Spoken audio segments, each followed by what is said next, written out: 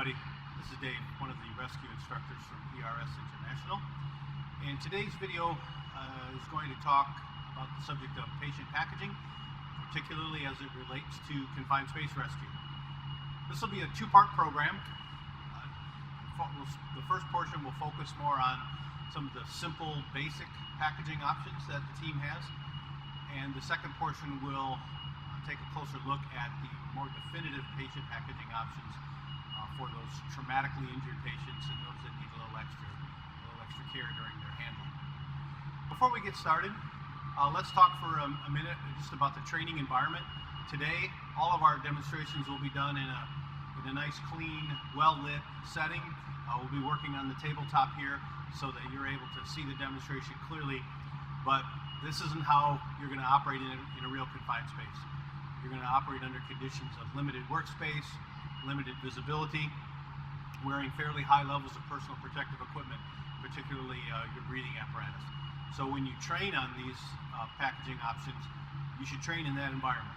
So consider getting yourself put into a setting where you have limited light, where you're working in dark or limited workspace, maybe between a table and a wall, something along those orders. And make sure you challenge yourself in that environment, because in the real emergency is not the time to try to figure out the subtle nuances of the packaging option.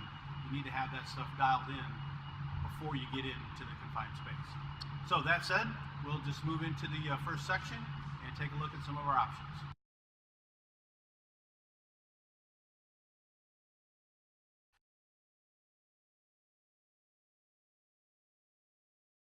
Let's take a couple minutes and look at what is a relatively new patient packaging device in the ERT cache, and that is the Petzl Pitigor, or more commonly referred to probably as a diaper harness or a triangle harness. And this is a harness that we introduced a couple of years ago as a really almost one of our go-to patient packaging devices, because it is easy to put on for patients who are not already in a harness, and yet still provides better security and comfort than, for example, the cinch ring did. So it's, again, pretty simple to put on. The side where you do not see straps stitched to it is the side, the patient contact side, as opposed to the back side where I see the straps. That's the outside of the harness. It's got two shoulder straps on it, so it's a fairly straightforward process to put it on your patient, almost like you're putting a little jacket on them. And then the positioning aspects of this are to get this up under the patient's arms. So you can adjust the length of the shoulder straps accordingly, again, to keep this up under their arms and keep the attachment point relatively high on their center of gravity. So I have two chest D-rings right here, and then I have that third strap that comes up through their crotch, and we're going to join all three of these together. Now Mike's pretty tall, and so you notice that there's a little bit of gap going on here. So what's pretty commonly done now, and is fine to do this, is a lot of teams will take a Prusik at this point and pass it through all three D-rings, which again is fine to make that connection point there, and then they'll make the attachment to their rope system with a carabiner through all three of those. Okay, so it might look a little funny, but this is fine. This works just great.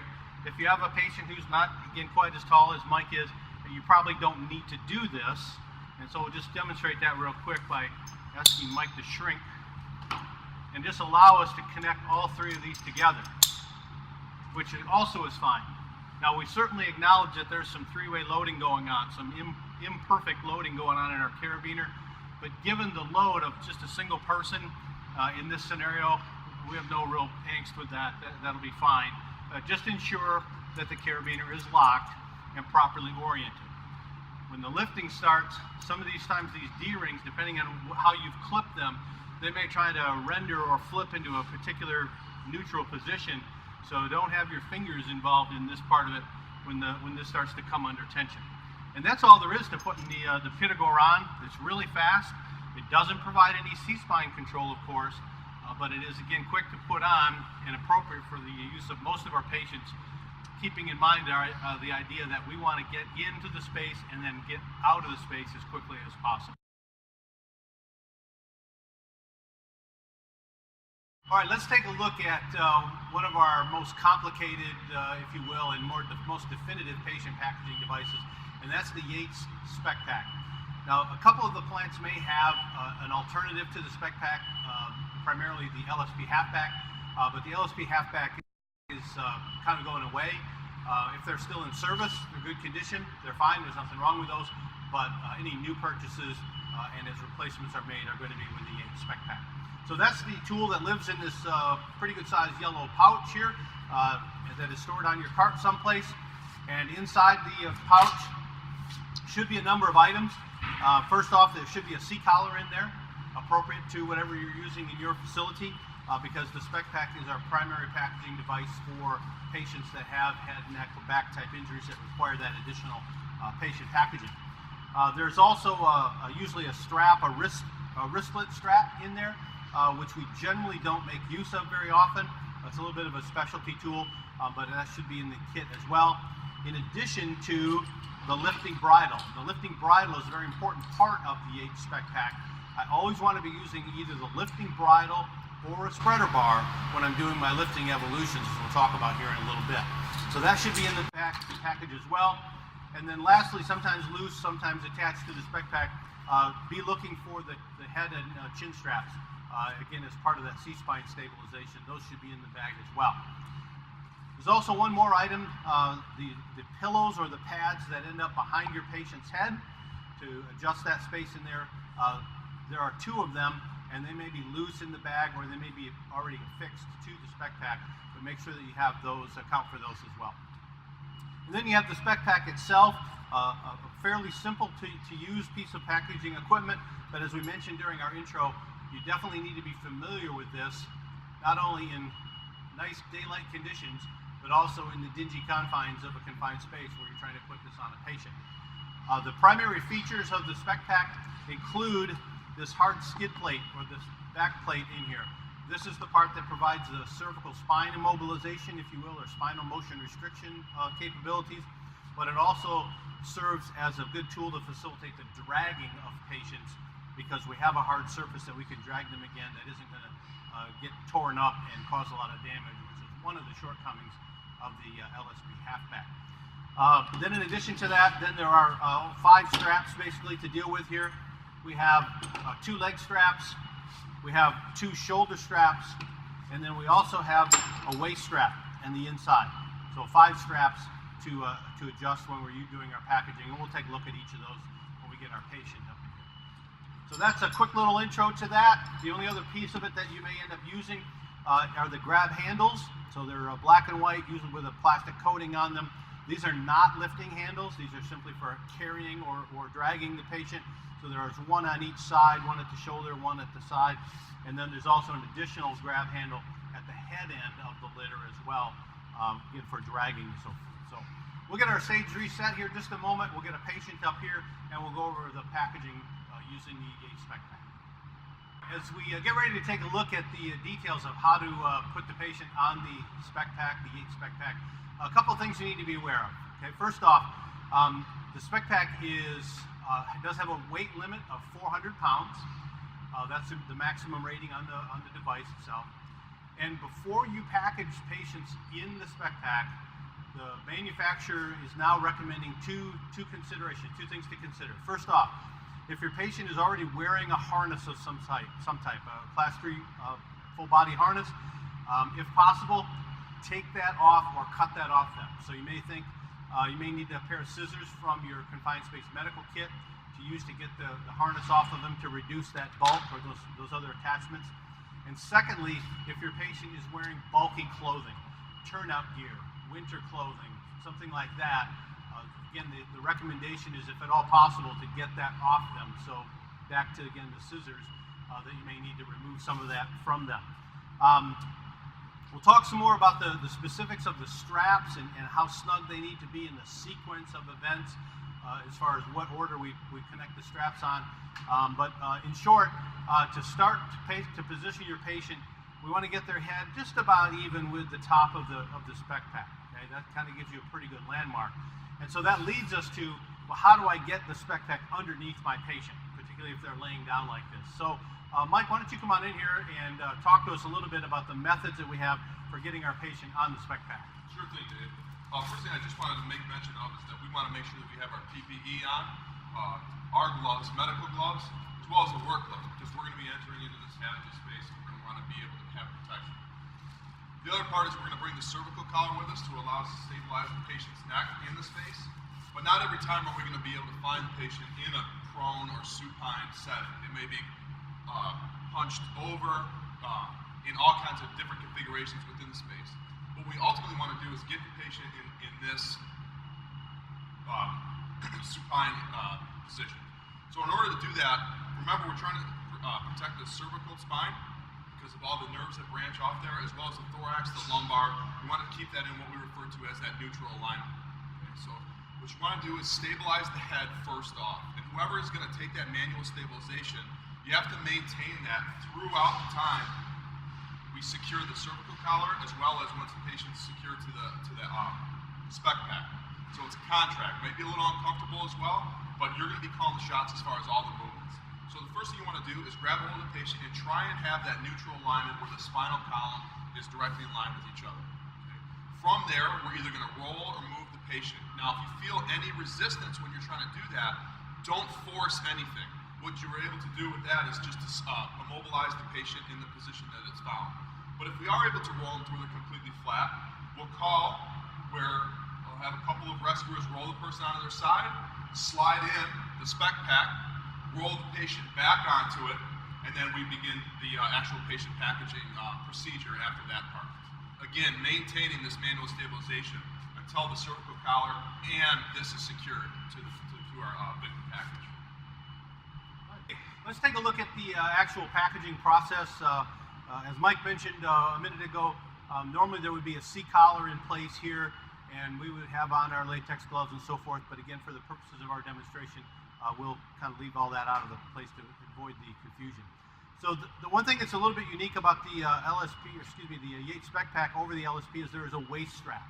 So the red waist strap simply buckles and snugs up around the middle. This kind of helps a little bit with positioning and to keep the device in the right spot. And that's the first connection point that you should be making, the first strap that you should be tightening up. Don't over tighten it.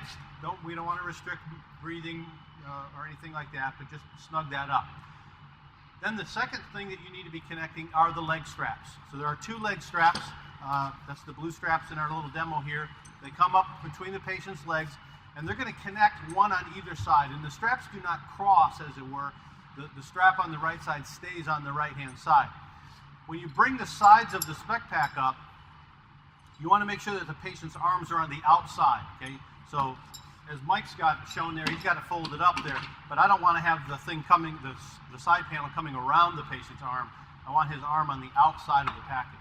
And then when you get there, you'll see that there are two blue straps connected to snaps, and these are where these are going to connect in.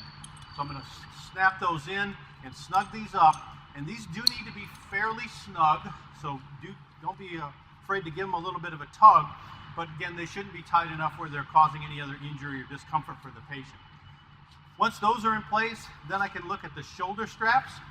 So again, the shoulder straps come from one on either side. These are the red straps, or the two different colored straps. One is red, one is black in our case. And this is important that you recognize that this has got to get on their shoulder. Depending on where you have the patient positioned, this may tend to be down along on the side or something. So I want to make sure that I have this up over their shoulder, and the straps do crisscross.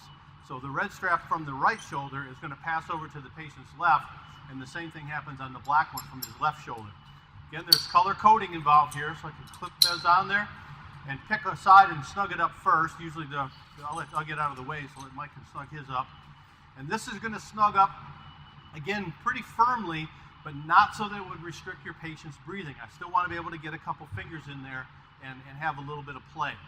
And I'll get the other one in and snug that up as well, again, making sure that I get it up over their shoulders so that it's snug but not restricting their breathing. Again, I can do that little two-finger check. That's all there is to getting the patient buckled into this.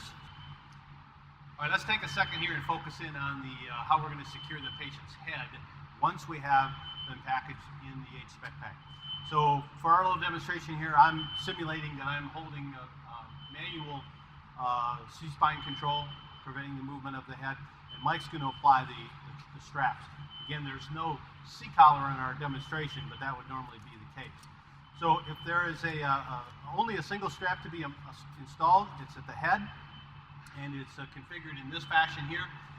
Then if you're going to position a second strap or apply a second strap to this, depending on your protocols, there's a chin strap. And Mike, why don't you reposition the second one as you would if it were a chin strap. So again, it incorporates the chin and then comes back this way. So you can see there's kind of an opposing angle to the two straps that's keeping the patient's head secure. Once we're secure here, that's the point where we can release our manual control of the patient's head and prepare the patient for further movement.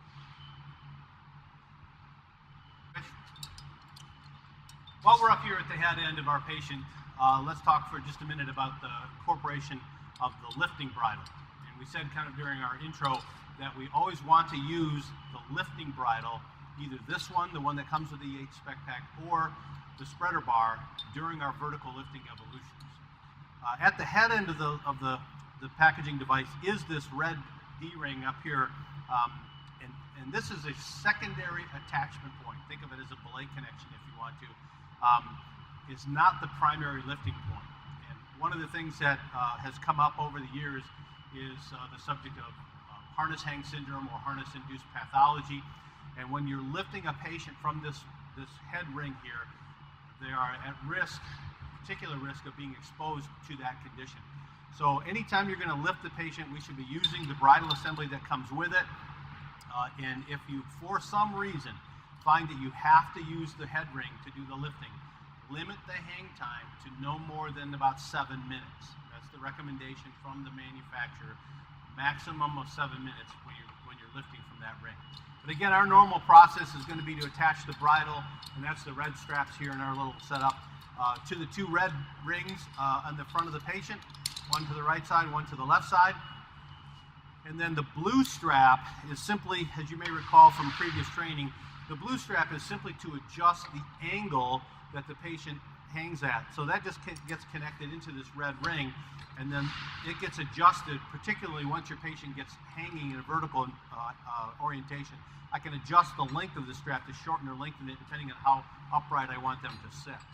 So that's the connection point. We'll connect our rope systems into the orange, or excuse me, the round O-ring right here. If I need to adjust the length of these straps, I can do so simply by pulling on them to shorten them or releasing the buckle here. Most of the time, you're not going to have to make too much of an adjustment here because remember, this is going to be up here someplace. So I wouldn't want to crank it down real short because that's going to put the connection point right in my patient's face, and that's typically not what I want to do. So that's how the bridle assembly is going to connect in there. And again, we always want to use the bridle assembly for any vertical lifting evolution. Also, as a quick reminder, the plastic covered handles, the black and white striped handles here, are not for lifting so much with rope systems. They're there for either dragging or manually moving the patient around by hand. So that completes that packaging process. Let's get this stuff cleaned up, and then we'll kind of wrap things up for today.